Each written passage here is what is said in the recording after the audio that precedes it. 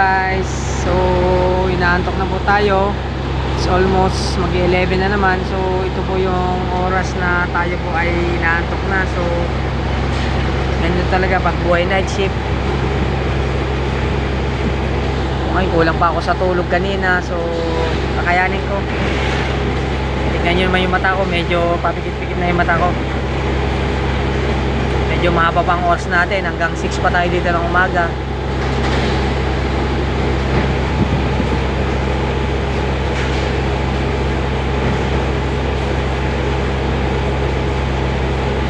Nakakantok na guys.